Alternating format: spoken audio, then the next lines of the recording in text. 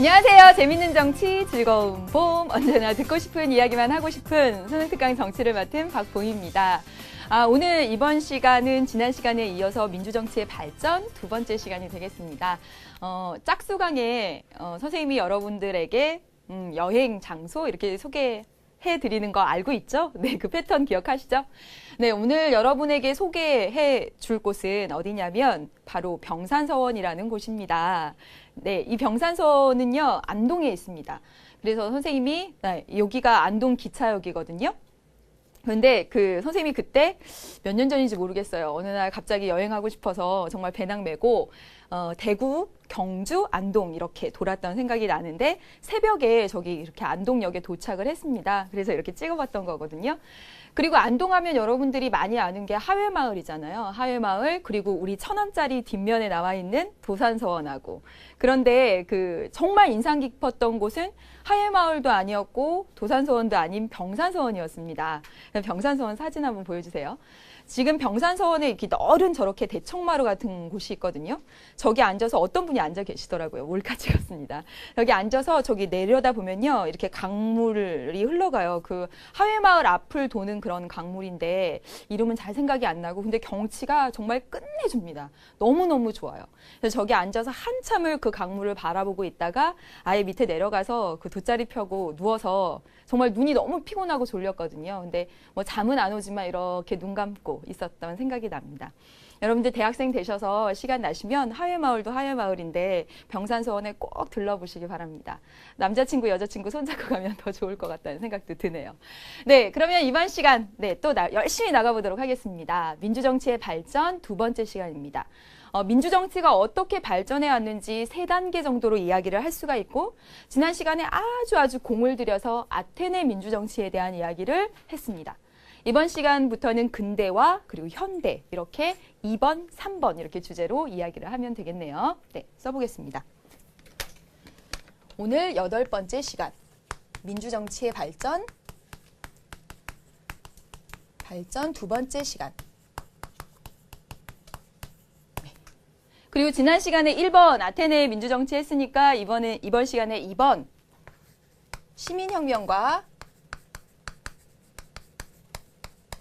시민혁명과 근대 민주정치에 대한 이야기를 해보겠습니다. 여러분 시민혁명으로 절대왕정이 타도되면서 그러면서 근대 민주정치가 열렸던 것이죠. 그래서 시민혁명에 대한 이야기를 하고 시민혁명을 통해서 근대 민주주의가 열렸다라는 이런 이야기 흐름으로 나가야지 이해가 잘 될 것 같다는 생각이 듭니다. 그래서 시민혁명은 왜 발생했는지 그리고 시민혁명의 내용을 살펴보고 그다음에 그 결과 탄생한 근대 민주정치의 특징을 알아보는 그 순서대로 이렇게 이야기를 나가도록 할게요. 시민혁명 관련해서는 우리가 세계사 시간에도 많이 배우겠지만 정치 시간이 되기 때문에 이 시민혁명이 발생한 정치 사상적 배경, 첫 번째 사상적 배경부터 이야기를 해보도록 하겠습니다. 아주 기본적인 베이스가 되는 부분이 되기 때문에 그리고 이 용어들 자주 나오는 것들이죠. 네, 꼭 기억을 해놔야 되는데 사상적 배경은 3가지로 이야기를 할 수가 있습니다. 첫 번째는 시민혁명이 발생한 정치 사상적 배경, 당시의 자연권 사상이 나타나기 시작했고요. 이야기되기 시작했고요. 그리고 우리가 첫 번째 시간에 아주 공들여 배웠던 사회계약설.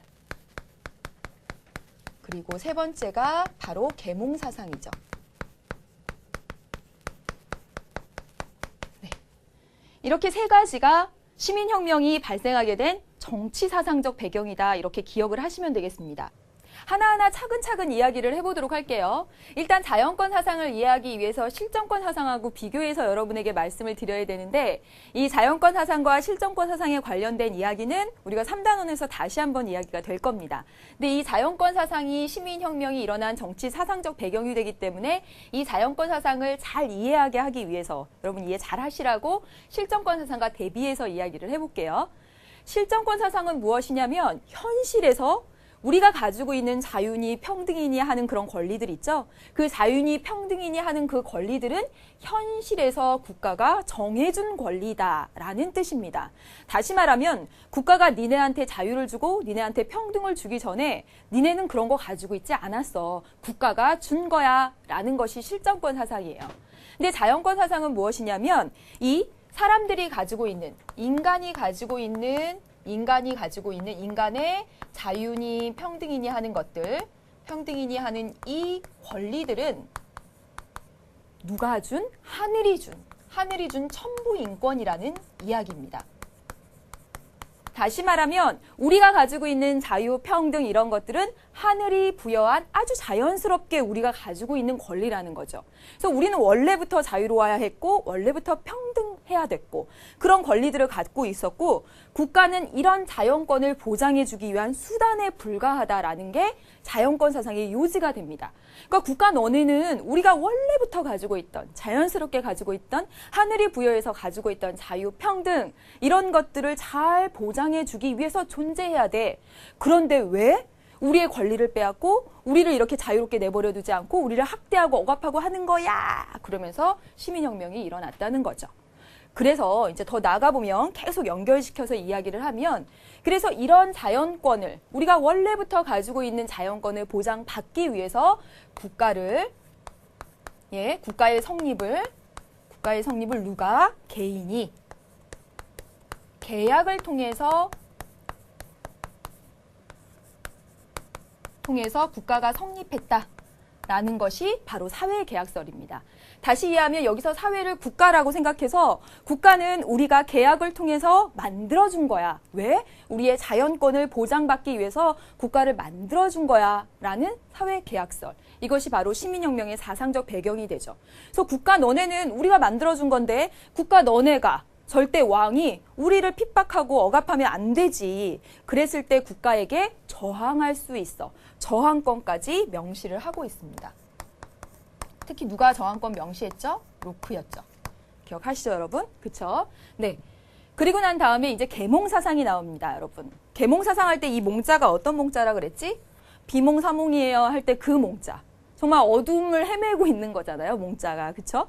그리고 이거는 깨어나다. 그러니까 어둠에서 깨어나라. 다시 말하면 이 계몽사상은 모든 사람들이 다 이성적 존재다. 모든 사람이 이성적 힘을 가진 존재다라는 것을 말해주는 사상입니다. 그래서 니네 있잖아. 모든 사람들은 이성적 힘을 가지고 있어. 판단할 수 있는 능력이 있어. 그래서 지금 현재 사회가 굉장히 불합리한 사회적 모순? 사회적 모순이 뭘까요? 절대 왕의 그런 핍박 이런 것들, 억압 이런 것들. 사회적 모순을 자각할 수 있고 니네는 다 자유와 평등 이런 것을 가진 고귀한 존재라는 것에 대한 자각을 할 수 있는 이성적인 힘이 있는 판단할 수 있는 그런 존재란다. 그러니까 빨리 일어나서 이 사회의 빨리 모순을 보고 이것을 깨부수려고 해. 그래서 시민혁명이 일어났다는 것입니다. 물론 시민혁명을 발생시킨 그런 현실적인 이유들이 있었겠죠. 조금 이따가 각각의 시민혁명의 내용을 보면서 이야기하겠지만 그렇지만 시민혁명을 발생시킨 정치 사상적 배경에는 첫 번째는 자연권. 우리가 가지고 있는 자유, 평등 이런 것들은 하늘이 부여한 거야. 천부인권이야. 자연스럽게 갖게 된 거야. 그걸 왜 국가가 억압하는데? 하는 거. 두 번째, 국가 너네는 우리가 계약해서 우리가 주체예요. 개인이 계약을 통해서 만들어줬어. 근데 국가 너네 왜 우리를 억압하는데? 시민혁명이 일어난 거죠. 그리고 우리는 이성을 가진 그런 존재야. 지금 현재 이렇게 왕이 국가가 우리를 억압하는 거 참고 견딜 수 없어. 깨어나야지. 하고서 시민혁명이 일어났다는 얘기가 됩니다. 그래서 시민혁명의 사상적 배경이 되는 세 가지 여러분 기억해 놓으시고 다 연결선상에 있습니다. 그래서 이 사회계약서를 주장했던 학자들이 계몽사상가이기도 하고 그들은 다 자연권을 굉장히 중시했었다. 그래서 사실은 이게 다 같은 맥락 속에 있어요. 되셨죠? 네. 두 번째입니다. 이제 실제로 시민혁명을 들어가 보자고요. 두 번째 시민혁명의 내용, 3대 시민혁명. 네, 선생님이 이 시민혁명 할 때마다 이야기를 하는데요. 세계사 시간 아니니까 뭐 제임스 몇 세니 뭐 그다음에 뭐 이렇게 구체적인 내용들 가지고 여러분들한테 골탕 먹이거나 함정파지 않습니다. 시민혁명으로 인해 나타난 정말 정치적 의의 그런 그 정치적인 결과 이런 것들을 아는 것이 훨씬 더 중요해요. 그래서 여러분 3대 시민혁명 한번 써볼까요? 네, 3가지. 네, 첫 번째 영국의 명예혁명. 명예혁명이 되고요. 그 다음에 미국의 독립혁명. 그 다음에 프랑스의 대혁명. 여러분 연도 외우실 필요 절대 없죠? 근데 이렇게 순서대로 간다고 해서 선생님이 참고로 써주면 1688년, 1776년, 1789년 네, 이렇게.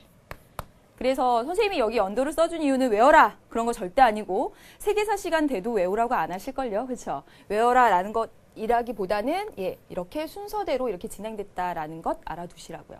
그래서 이렇게 시민혁명이 일어난 원인 그리고 그로 인한 어떤 결과가 나타났는지 그리고 의의.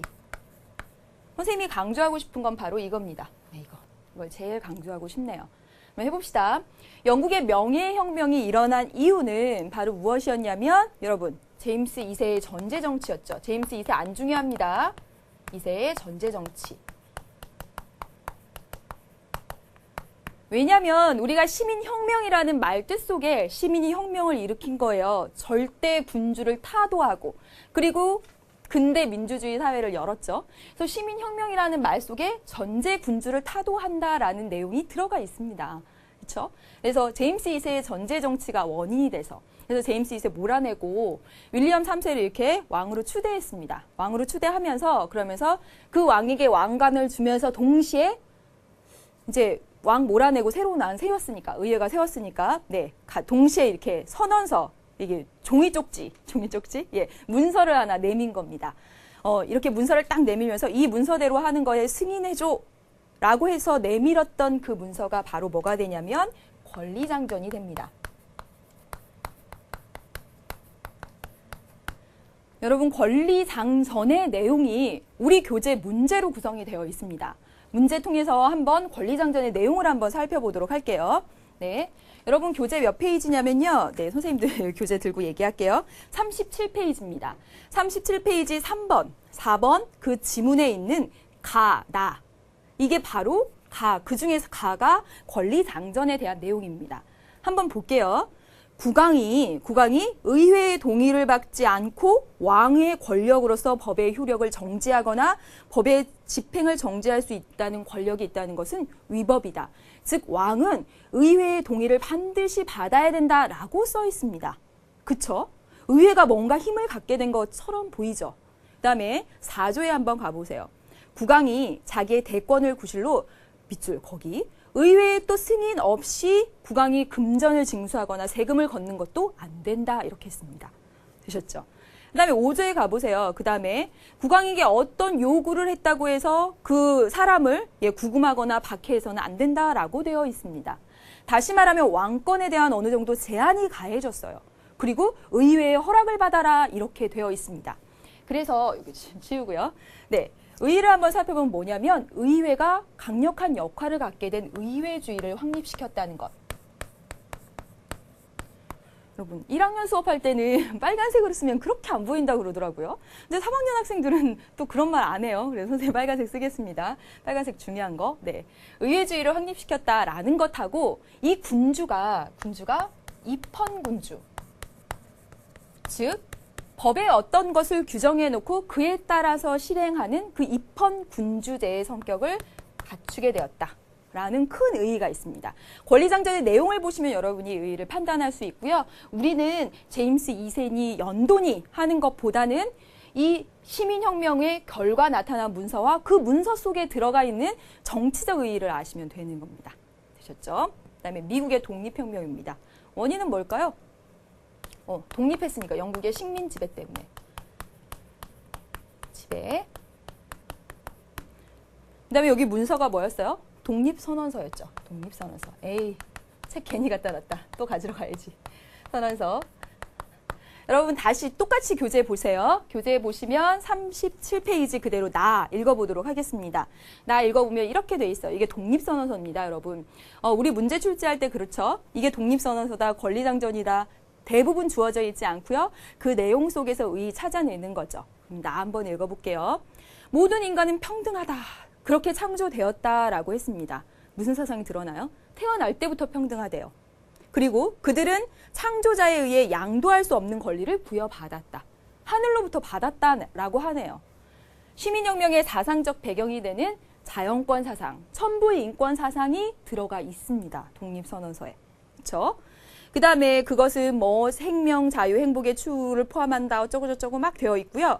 밑에서부터 두 번째 줄 보면 어떻게 돼 있냐면 어떠한 형태의 정부라도 이러한 목적을 파괴하게 되면 시민은 그러한 정부를 변경하거나 폐지할 수 있고, 다시 말하면 이 시민이, 개인이 국가를 만들어줬기 때문에 국가가 자연권 보장이라는 그 제 역할을 제대로 하지 못하면 맨 마지막 줄에 새로운 정부를 세울 수 있다라고 했습니다. 뭐요? 저항권 사상도 드러나 있습니다.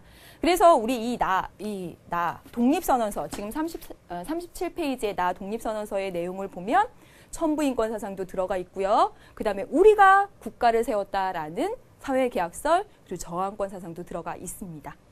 되셨죠? 네. 그럼 의의를 한번 볼까요, 이제? 의의. 첫 번째는 이제 이 미국은요, 이 독립혁명을 통해서 왕이 없는 체제를 추구했습니다. 그렇죠? 왜 왕의 진절머리 나잖아요. 영국 왕이 지배하고 이런 것에. 그래서 민주공화정이라고 합니다. 이 공화정의 의미가 뭐라고요? 왕이 없는 정치체제를 공화정이라고 의미합니다. 그럼 왕이 없다면 그래도 왕처럼 어떤 강력한 권한을 가지고 있는 통치자가 있어야 되잖아요. 그래서 미국에서 나온 정부 형태가 뭐라고? 대통령제입니다. 우리 다음 시간에 배우게 되겠네요. 대통령제 정부 형태가 나오게 됩니다. 되셨죠?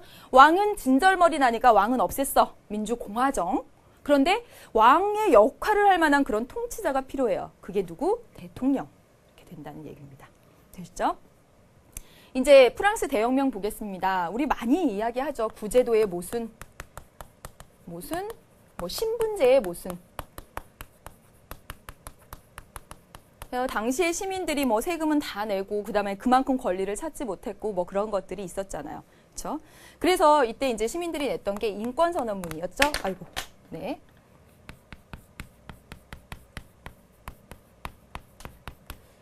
인권선언문 역시 우리 교재 38페이지에 나와 있습니다. 38페이지 문제 제일 위에 5번 문제의 지문으로 나와 있습니다. 그래서 그 지문 보면서 선생님이 이 문제 풀어가면서 또 이야기를 하도록 하겠습니다. 한 14강이나 15강쯤의 문제풀이가 될 것 같네요. 네. 그래서 인권선언문의 내용, 인권선언문을 발표를 했고요. 그 의의를 가보면 이제 뭐예요? 시민 계급의 영향이 커졌어요. 잘 봐보세요. 신분제의 모순 때문에 일어난 혁명이기 때문에 그 이후에 시민들의 영향력이 커지게 되고 자유, 평등 이런 이념들이 강조되게 되었죠. 네. 확산되게 되었습니다. 그래서 이게 3대 시민혁명의 내용을 살펴보았습니다. 네, 이해되셨죠? 선생님 강조하지만 연도 아니고요. 몇 세 하는 거 아니고요. 정치적 의의 중심으로 보시라. 그 다음에 지금 이렇게 나온 문서들을 실제 여러분이 37페이지, 38페이지 내용들 꼼꼼히 읽어가면서 그 속에서 여러분이 방금 배웠던 시민혁명이 나타났던 정치 사상적 배경들도 이렇게 찾아내고 로크의 영향을 받았는지 루소의 영향을 받았는지 그런 것들도 막 찾아내는 거죠. 그게 공부입니다. 네. 여기까지 이렇게 정리를 했고요. 이제 마지막으로 근대 민주정치에 대한 마지막 세 번째. 특징이면서 동시에 한계점에 대해서 마지막으로 이야기를 하도록 하겠습니다. 네. 이거 또 똑같은 색깔 들었네요. 네. 크게 두 가지로 이야기할 수가 있는데 하나는 근대 시민혁명 이후에 나타난 근대 민주정치의 특징은 첫 번째는 간접민주정치라는 것이고요. 우리가 아테네 민주정치가 뭐였죠? 직접 민주정치였죠. 그래서 직접 민주정치, 치자와 피치자의 동일성을 구현했던 자치의 원리에 가장 충실했던 그 아테네 민주정치가 쇠락하고 한참 동안 암흑을 거친 다음에 시민혁명을 통해서 나타난 근대 민주정치는 간접민주정치 형태를 띠었습니다. 시민이 정치적 주도 세력으로 나타나면서 이 시민들이 자기의 자유, 평등 이런 것들을 막 보장해달라고 이제 목소리를 내기 시작했죠. 프랑스 대혁명에서도 봤고요. 그러면서 나의 자유, 평등, 나의 기본권을 보장해줘라고 국가한테 요구를 하게 되었고, 사실 그 국가가 나의 자유, 평등을 잘 지켜주지 않을지 믿지 못하니까 헌법에다 그걸 써달라고 했어요. 그래서 이 시민혁명 이후에 나타난 근대 민주정치에서 근대 입헌주의 헌법이 탄생하게 됩니다. 근대 입헌주의 헌법. 입헌주의. 네. 다시 한번 설명할게요. 이때 당시의 시민들은 자유, 평등 지켜줘 라고 했어요. 근데 그 통치자들이 자유, 평등을 잘 안 지켜줄지도 모르니까 헌법에다가 나의 기본권을 보장해 주겠다. 우리의 기본권을 보장해 주겠다는 내용을 헌법에 쓰라고 요구를 했습니다. 그래서 헌법이 탄생한 것이고 그게 바로 근대 입헌주의입니다. 그래서 근대 입헌주의 내용 속을 딱 들어가 보면 그래, 국민이 주인이다. 니네가 주인이야. 국민 주권. 당연히 니네의 기본권 보장해 줄게. 기본권 보장에 대한 이야기. 그다음에 하나 더 이야기해보면 권력을 누가 한 사람이 다 가진 것이 아니라 권력을 나눔을 통해서 분립함으로써 기본권을 보장해 주겠다라는 내용들이 담겨져 있습니다. 되셨죠? 그다음에 두 번째. 한계점 또 하나 있습니다. 특징이자 한계점. 이건 특징이고 이건 한계점이자 특징이 되는 두 번째는 제한적이었다. 이때 당시에 시민은 누구뿐이었다고요? 돈 많은 성인 남자였죠? 그렇죠. 누구 제외했습니까? 여성, 농민, 노동자들에게는 권리가 주어지지 않았죠. 제외된 그런 한계가 있다라는 것이었습니다. 그래서 선생님이 지난 시간에 딱 서두 시작할 때 아테네에서의 시민, 그 다음에 근대 민주정치에서 시민, 그리고 현대사회에서 시민을 정의하면서 근대와 아테네 민주정치에서 시민의 범위가 굉장히 좁았다라는 것은 시민은 그때 당시 어쩌면 하나의 특권 계급이었고 이런 사람들이 제외된 제한적인 민주정치였다는 것을 알 수가 있습니다. 또 하나 좀 이렇게 써보면 또 이런 얘기를 할 수가 있을 것 같아요. 뭐냐면 이때 당시에 가장 중시했던 그런 것이 국가로부터의 자유였어요. 국가로부터의 자유. 이 자유와 평등, 민주주의에 이념할 때 공부했었죠. 국가로부터의 자유. 다시 말하면 국가의 억압, 간섭으로부터 벗어나고만 싶어 했었죠. 이거 어떤 성격? 소극적. 소극적 자유가 굉장히 강조되었어요. 이때 당시의 시민은 돈 많은 부르주아 계층? 이들은 국가의 간섭, 이런 것들이 너무 싫었어요. 그러니까 제발 나한테 이렇게 참견하고 간섭하지만 마라고 했던, 자유롭게 내버려둬 했던 국가로부터의 자유를 강조했고 당시의 국가 역할은 굉장히 작았다는 거죠. 그렇죠? 네. 그래서 소극적 자유를 강조했었고 또 하나는 형식적 평등을 강조했습니다.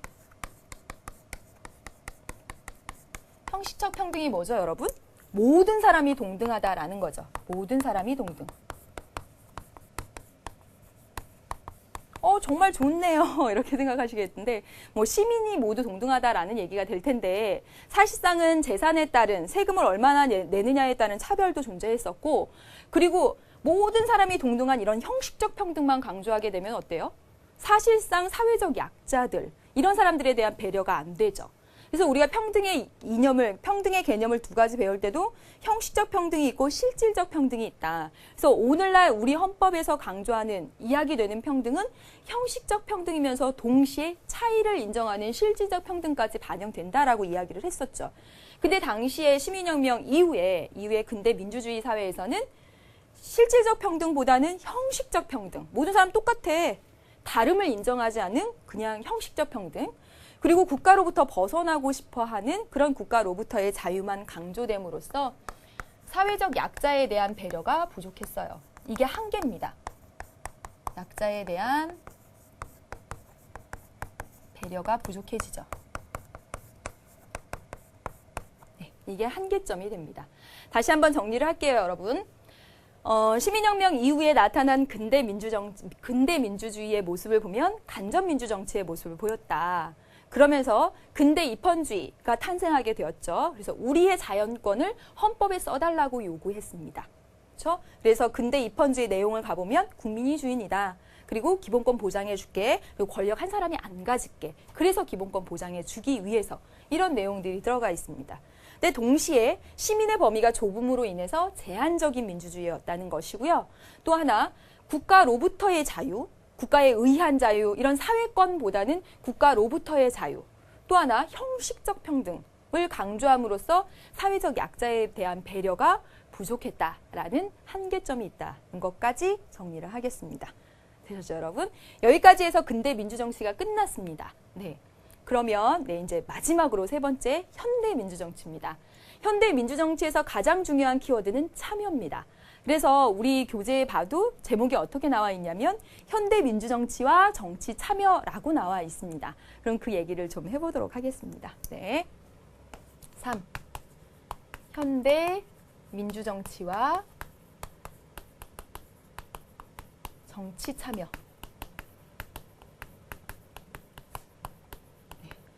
그래서 참여가 굉장히 중요한 키워드가 돼요. 현대 민주정치를 이야기할 때.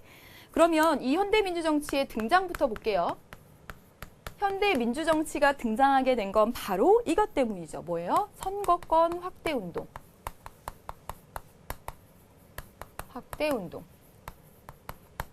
선생님이 지금도 이야기했다시피 방금 전에도 봤다시피 근대 민주정치의 특징으로서 아주 제한적이다라고 이야기를 했었죠. 누구? 여성, 노동자, 농민이 빠진 성인 남자, 돈 많은 성인 남자들만으로. 프랑스에서는 일정 금액 이상의 세금을 낼 수 있는 사람만 시민으로 보았다고 하잖아요. 그랬기 때문에 사실 오늘날과 같이 누구에게나 정치 참여가 가능한 그런 민주주의는 불가능했었다는 것이죠. 그래서 그 과정에서 근대에서 현대로 넘어오는 과정에서 다양한 여러 종류의 선거권 확대 운동이 나타나게 됩니다. 가장 아주 대표적인 것이 뭐냐면 차티스트 운동이 되죠. 차티스트 운동. 이 차티스트 운동은 무려 10년이 넘게 계속됐어요. 그래서 1838년부터 1848년까지. 시민혁명이 끝난 이후에 조금 있다가 여러분에게 이제 시험 문제 났던 걸 통해서 이제 말씀을 또 한 번 더 드리겠지만 시민혁명이 끝난 이후에 정말 일부의 소수에게만 선거권이 부여되었죠. 그리고 나서 이 1832년 이 차티스트 운동이 일어나기 전 1832년에 이 선거법 개정이 있으면서 영국에서 선거법 개정이 있으면서 1832년에 노동자 농민들도 막 기대했어요. 아, 우리에게도 선거권 이제 주려나? 이렇게 기대했는데 1832년에 누구에게만? 산업 자본가에게만 선거권을 준 거예요. 노동자들이 우리 줄 줄 알았는데 시민혁명에 우리도 참여했는데 우리 왜 안 주는 거야? 그래서 우리에게도 선거권을 달라는 내용으로 21세 이상의 성인 남자에게 선거권을 달라는 내용으로 인민헌장이라는 걸 이렇게 제출합니다. 이렇게 좀 해줘라고 1838년에 제출했어요. 그런데 안 받아주는 거예요, 의회가. 그래서 좀 기다렸다가 또 제출하고 근데 안 받아줘. 기다렸다가 또 제출하고 안 받아줘요. 그래서 이제 포기할까 하려는 무렵에 그건 아니었겠죠. 동시에 이때 프랑스에서 2월 혁명이 일어납니다. 2월 혁명은 언제냐면 1848년에 프랑스 2월에 2월 혁명이 일어나요. 그래서 프랑스는요, 단 한 번의 혁명으로 성인 남자에게 선거권을 주는 거예요. 지금 영국은 보세요. 1838년부터 줄기차게 선거권 주세요, 선거권 주세요. 그러면서 종이에다가 써서 인민헌장이라는 걸 막 계속 냈는데 안 주니까 안 주나 막 이러고 있다가 1848년에 프랑스는 단 한 번의 선거권 딱 가져가니까 우리도 한번 해보자라고 해서 1848년에 마지막으로 제출을 했습니다. 근데 안 들어줬어요. 결국 이 차티스트 운동은 사실 실패했습니다. 그 후에 시간이 지나면서 점차 이렇게 이제 선거권을 획득하게 된 거죠. 아무튼 이런 정말 오랜 기나긴 세월들을 거친 그런 차티스트 운동, 또 2월 혁명 이런 걸 통해서 또 여성 참정권 운동이라든가 흑인 참정권 운동 이런 걸 통해서 이제 모든 사람이 정치에 참여할 수 있게 됩니다. 그것을 여러분 뭐라고 하죠? 보통선거라고 하죠. 보통선거. 자, 이 전까지는 어땠냐면 선거권 확대 운동이 한참 벌어졌던 이 전까지는 여성 선거권 안 줬고요. 흑인 안 줬고요. 노동자 안 줬고 농민 안 줬고 이랬습니다. 즉 어떤 성별, 얼만큼 재산을 가진 사람, 신분에 따라서 제한하고 있었다는 거죠. 이 전까지는 제한 선거가 이루어졌었던 겁니다. 제한. 네, 이 전까지는. 여러분 잘 안 보이실려나? 근데 이제부터는 선거권 확대 운동이 계속 지속되면서 여성 흑인 선거권 운동까지 이제 되면서 그러면서 이제 어떻게 돼요? 일정 연령 이상이 되면 연령 이상의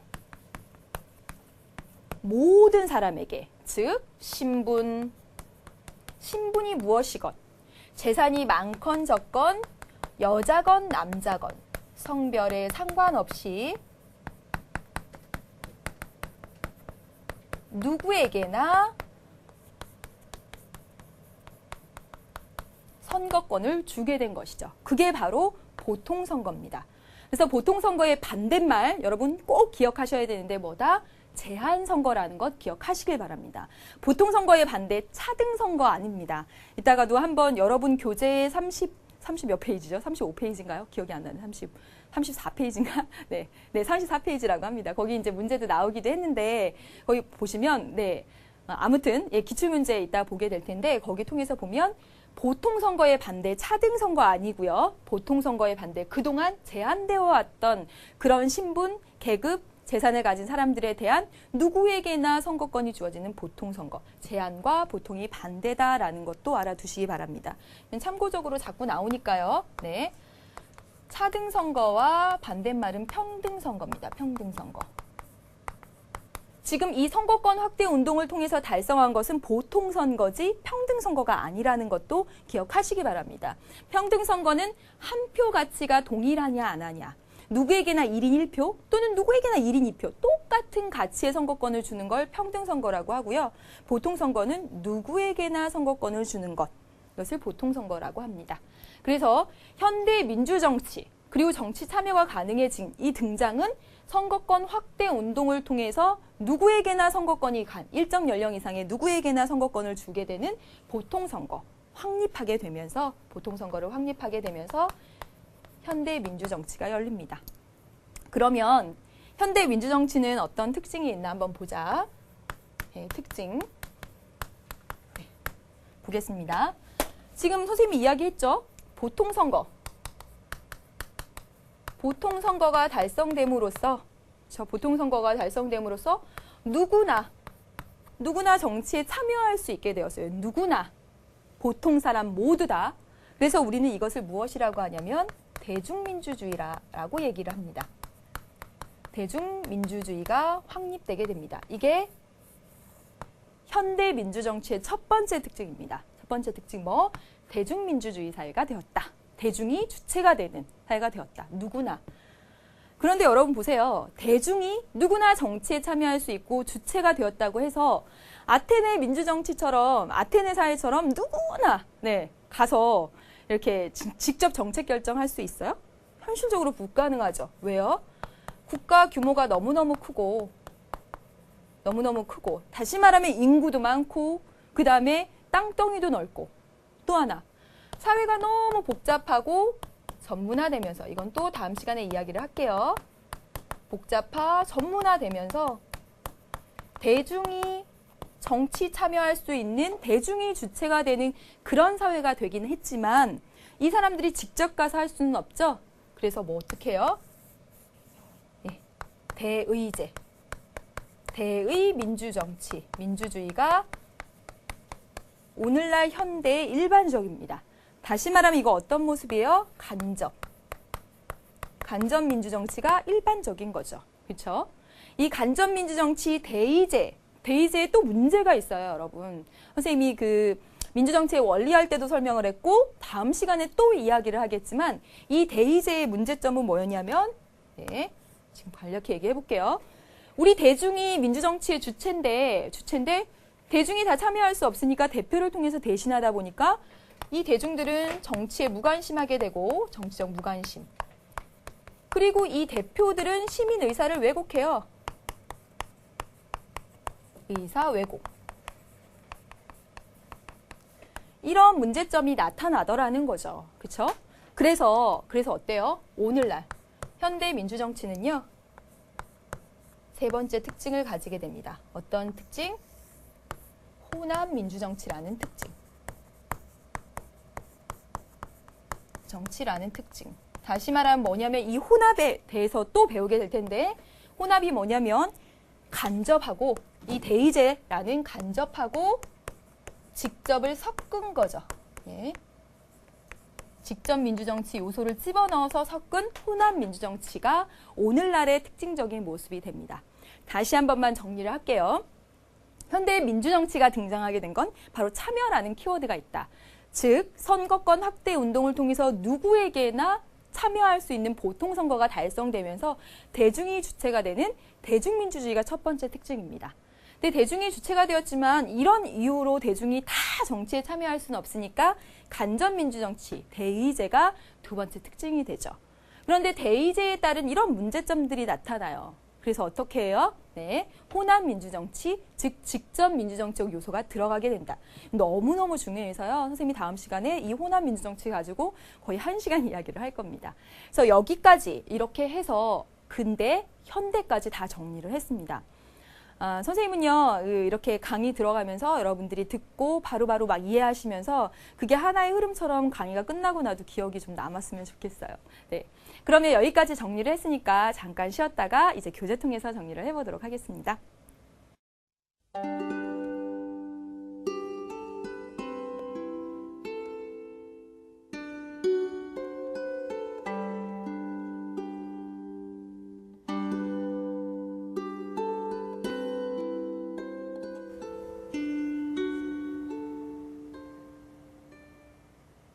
예쁘지는 않지만 사랑스러운 이 노래 여러분 모르세요? M 모르나 여러분? 알죠? 그렇죠? 그 책으로도 나와서 열 몇 권인가 그런 걸로 알아요. 네, 한번 지금 읽어볼 시간 없겠다. 아무튼 일요일 아침마다 선생님 일찍 일어나서 어렸을 때 봤던 생각이 납니다. 그 N의 친구가 다이애나인데 선생님 늘 생각했어요. 그 다이애나가 얼굴이 하얗고 되게 이쁜데 제 친구는 다이애나를 닮은 것 같고 저는 N을 닮은 것 같아서 좀 그래 왜 나는 그러지? 라고 생각했는데 지금 생각해보면 N이 더 주인공인데 여러분 모두 N을 닮으셔서 네. N처럼 나중에 길버트랑 결혼하고 모르세요 이 내용? 네, 꼭 한번 읽어보시기 바랍니다. 너무너무 재밌어요. 뭐 순수함도 있고요. 네, 생각이 납니다. N처럼 그런 사람이 되고 싶네요. 네, 그러면 지금까지 정리한 내용들을 여러분 기출문제 통해서 기출문제부터 먼저 보고 우리 교재 통해서 확인해 보도록 하겠습니다. 네, 보여주세요. 고등학교 2학년 2008년 9월 문제입니다. 지금 보시면 그대로 이렇게 순서대로 이렇게 나와 있어요. 프랑스 혁명, 뭐 연도 같은 거 여러분 외우실 필요 없고 아까도 이야기했다시피 차티스트 운동이 10년 동안 계속되었다라고 이야기했죠. 즉 시민혁명 이후에 누구에게나 이런 정치 참여의 기회가 주어졌던 것은 아니었죠. 그래서 차티스트 운동과 같은 그런 선거권 확대 운동이 나타났고 당시에 그러면 이 라 시기에 보면 시민은 어찌 보면 이 시기의 시민은 특권 계급일 수 있었다는 것이죠. 오늘날은 시민이 모든 사람, 그렇죠? 그랬지만 이 시기의 시민은 정치에 참여할 수 있는 시민은 하나의 특권 계급이었기 때문에 그 이후에 선거권 확대 운동 등이 나타나게 된 거죠. 그리고 선생님이 아까도 이야기했지만 이 프랑스 혁명 등 시민혁명 시기에는 국가로부터의 자유라든가 아주 형식적 평등만 강조했기 때문에 사회적 약자에 대한 배려가 잘 안 됐다라는 이야기를 했습니다. 그래서 이 대공황 이후에는 적극적 국가라고 해서 복지를 강조하는 그런 모습들도 나타나게 되죠. 그래서 이렇게 연표 나와 있으면서 해당되는 그런 정치적 의의 이런 것 질문하는 문제가 출제되었습니다. 하나 더 볼게요. 고3 문제고요. 2010년 6월 평가원 문제입니다. 평가원은 수능을 출제하는 기관이고 그 기관에서도 이렇게 그대로 이거 외우는 거 절대로 아니죠. 그렇죠? 다시 보면 1688년까지만 해도 귀족과 일부 부자에게만 선거권이 인정되죠. 그리고 나서 이제 1688년 이후에 이제 그때 이제 명예혁명으로 이렇게 되고 그다음에 1832년에 선거법 개정이 있었는데 이때 당시에도 산업 자본가 계층에만 선거권이 인정이 됩니다. 이때 되게 기대하고 있었던 층이 바로 노동자층이었는데 우리에게도 줄려나 이렇게 했는데 1832년이 돼도 안 줬던 거예요. 그래서 참고 참다가 이 사이에 뭐가 일어나죠? 차티스트 운동이 나타나죠. 네, 차티스트 운동이 1848년까지 이루어졌다고 했습니다. 근데 차티스트 운동이 실패한 게 그로부터도 20년쯤 지나서 노동자에게 선거권을 주었다라는 것이고요. 여기 더 가보면 1918년 되면 남성 그리고 30세 이상 여성에게 주어졌고 이제 1928년에 가서야 모든 남녀에게 21세 이상 모든 남녀에게 선거권 주는 28년에 와서야 보통 선거권이 달성되게 됩니다. 그러니까 그 전까지는 다 뭐예요? 네, 그 전까지는 제한 선거의 모습들을 보였던 것이죠. 되셨죠? 네. 그럼 이제 여기까지 해서 지금 기출문제까지 봤거든요. 어떻게 지금까지 했던 내용들이 어떻게 나오고 있는지 봤습니다. 그러면 어떻게 공부하셔야 될지 가닥이 잡힐 거라고 생각을 하고요. 이제 우리 교재 34페이지입니다. 네, 34페이지에부터 내용들 보면서 이제 이번 시간 정리했던 거 확인해 보도록 하겠습니다. 33페이지 마지막 부분부터 32페이지 마지막이네요. 계속 헷갈려서. 이거 교재 페이지를 외워가지고 오니까 이해해 주세요. 32페이지 마지막 부분에부터 정리를 해볼게요. 시민혁명의 사상적 배경이 되는 세 가지입니다. 그렇죠? 세 가지는 연결고리 속에 있다고 했어요. 자, 해봅시다. 인간의 자유와 권리는 태어나면서부터 가지게 된다라고 했네요. 자유와 권리는 하늘이 준 거다. 그러니 국가 니네가 이것을 해치지 말아라 라고 했던 이게 뭐죠? 예, 그쵸. 자연권 사상이고요. 국가 권력은 이 자연권을 보장하기 위한 수단이다. 국가 너네는 우리 자연권 보장해 주려고 나타난 거야. 근데 왜 우리 억압해? 라고 했던 것이죠. 그다음에 두 번째, 자연권을 보장하기 위해 사회 구성원의 동의에 기초해서, 그쵸. 국가 성립의 목적은 자연권 보장입니다. 자연권을 보장하기 위해 사회 구성원들의 동의에 의해서 만들었다. 우리가 계약을 통해서 국가 니네 만들어준 거야. 했던 거 이거 뭡니까? 그쵸. 사회계약설 두 번째 사상적 배경이 되죠. 네. 그래서 만약에 정부가 이 목적에 어긋나면 그쵸. 저항권 행사할 수 있다. 특히 로크가 강조했었던 거 기억하시면 되겠습니다. 그다음에 볼까요? 무지와 불합리한 관습으로부터 인간을 해방시키기 위해 너네 이성을 가지고 있는 존재야. 어떤 게 올바른지 그른지 어떤 게 아름다운 건지 아름답지 않은 건지 그런 거 판단할 수 있는 존재야. 그래서 지금 불합리한 봉건적 지배, 왕의 그 절대적 지배, 그리고 인간은 자유와 평등이 있다는 것을 빨리 깨우쳐 라고 했던 그쵸 계몽 사상입니다. 그래서 시민혁명의 사상적 배경이 되는 세 가지 32페이지 하단에 나와 있는 내용 다시 한번 확인해 보도록 하겠습니다. 그러면 이제 34페이지로 넘어가 볼게요. 네, 근대 민주정치의 특징이며 동시에 한계라고 했습니다. 특징은 입헌주의의 기초에서 간접민주정치 확립했고 그 다음에 그 입헌주의, 헌법에 따라 통치한다는 것 속에 법치주의 그리고 국민이 주인이라는 사상이 들어갔습니다. 그래서 근대 입헌주의 확립이 첫 번째 그런 특징이자 의의가 됩니다. 근데 한계점이 있죠. 여성, 도시, 농민, 도시 하층민들에게는 삼정권이 제한됐다라고 이야기를 했고요. 또 한 번 말씀드리지만 국가로부터의 자유나 또는 형식적 평등만 강조함으로써 사회적 약자에 대한 배려가 부족했다라는 한계가 있다라고 말씀을 드렸습니다. 그래서 19세기에 노동자 농민들의 참정권 확대 운동이 있어 왔고 그리고 뭐 이런 차티스트 운동, 여성 참정권 운동 등도 이야기가 됩니다. 네, 그럼 다음 볼게요. 이제 현대로 넘어옵니다. 현대 민주정치와 정치 참여라고 했습니다. 참여가 키워드라고 했죠. 누구나 참여할 수 있게 된 것, 그렇죠. 누구나. 일정 연령 이상의 누구나 그게 바로 보통선거다라고 말씀을 드렸고요. 그래서 여기 의미 나와 있습니다. 그래서 확립 과정에 보면 참정권을 갖지 못했던 그런 노동자, 농민, 여성들의 끈질긴 노력으로 저 영국의 차티스트 운동 선생님이 자세히 설명을 드렸고요. 차티스트 운동이 맨 마지막 그 인민헌장을 맨 마지막 냈던 그 1848년의 프랑스 2월 혁명까지 이야기를 드렸습니다. 예. 그래서 의의는 누구나 이제 평등한 시민사회가 되었다라는 거 보시면 되겠네요. 다음 넘어가 볼게요. 그래서 현대 민주정치의 특징은 세 가지로 여러분이 이야기를 할 수가 있겠습니다. 34페이지 제일 하단이고요. 대의민주정치의 보편화, 간접민주정치, 그쵸? 시공간적 제약 때문에 이거 다음 시간에 다시 자세히 설명을 하겠습니다. 근데 이 대의정치의 한계가 있기 때문에 혼합, 섞었다라고 얘기를 했죠. 직접과 간접을 섞었다라고 얘기를 했습니다. 다음 시간에 이 두 가지 다시 더 자세히 말씀을 드리겠습니다. 그리고 대중이 주체가 되는 보통선거 확립으로 대중이 주체가 되는 대중민주주의가 확립되었다. 그게 현대 민주정치의 특징 세 가지 간추릴 수 있겠죠? 이번 시간에 공부했던 내용은 참 흐름이 따라가집니까? 네, 될 거라고 생각하고요. 네, 35페이지입니다. 이제 필수 자료 정리해 보도록 하겠습니다. 네, 요거 됐고요. 넘겨주세요. 네, 35페이지에 인민헌장 나와 있습니다. 인민헌장 아까도 말씀드렸다시피 누가? 네, 그 차티스트 운동을 그 주체였던 노동자들이 의회한테 제출했던 그 요구사항이었습니다. 물론 받아들여지지 않았었다라고 말씀을 드렸죠. 6가지 요구사항이 있습니다. 이제 교재에는 좀 잘라서 있는데 보세요.